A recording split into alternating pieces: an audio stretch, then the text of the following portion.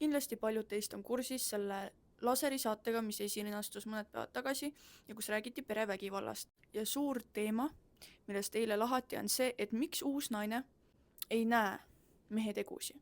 Et miks ta on selle mehega koos.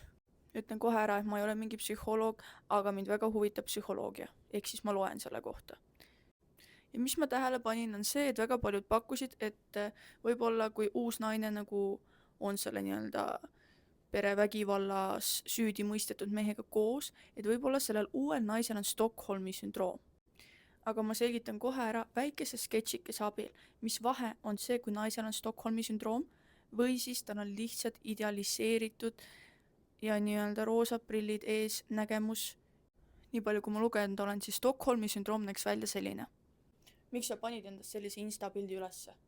Sa väärid praegu karistust. Kuule, sorry, ma ausõna enam nii ei tee. Ma ei tea, mis mul läks sisse. No, lepime ära. Äkki ta seekord päriselt palub andestust? Või mul on tegelikult täitsa kahju ikkagi temast ka, sellepärast, et tal on ikkagi olnud raske lapsepõlv ja ta on näinud seda kõigi pealt, kuidas tema vanemad on omavahel käitunud ja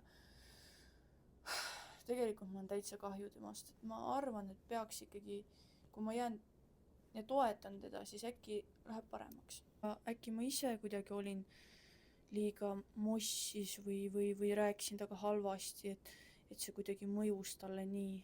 Stockholmi sündroomiga on niimoodi, et inimene, kes on juba kogenud vägivalda, hakkab siis nii-öelda, tal hakkab oma vägivallatsejast kahju, ta hakkab otsima vabandusi, ehk siis see vägivald peab olema juba toimunud, kas siis vaimne või füüsiline. Olukord, kus aga naine, uus naine, suhtub või ei kommenteeri avalikult oma kaaslase käitumist ja süüdimõistvat otsust, võib olla seotud sellega, et inimene kas siis eitab, on tugevalt ise näiteks manipuleeritud, ei tea, olukorrad on inimestel erinevad, või siis tal on idealiseerimisfaas. Samuti võib tal olla ka nii-öelda see ma olen eriline efekt. Minuga ju pole nii juhtunud, minule ei ole nii tehtud. Samamoodi võib olla ka see eitusfaas, ehk siis sa nagu umbes ütled ohvrile, et ise sa kuidagi provotseerisid või tegid või ise sa olid nii ja nii ja nii. Ei tea, olukorrad on erinevad. Ehk siis idealiseerimise ja eitamise sketš näeks välja selline.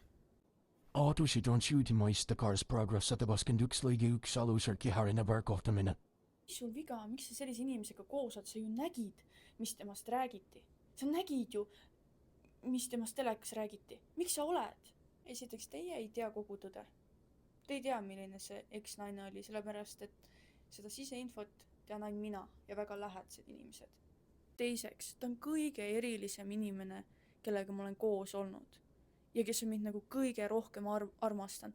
Ta on mind nii palju õpetanud ja sageli nii-öelda eitusfaasis, ma olen eriline faasis, olevad naised hakkavad ka distantseeruma nendest inimestest, kes üritavad nii-öelda mõistust koju tuua, et vaata, milline see mees on ja vaata, mis ta on teinud. Või ükskõik, kes ei pea olema alati mees, on ju, naisvägivallatsejaid on ka.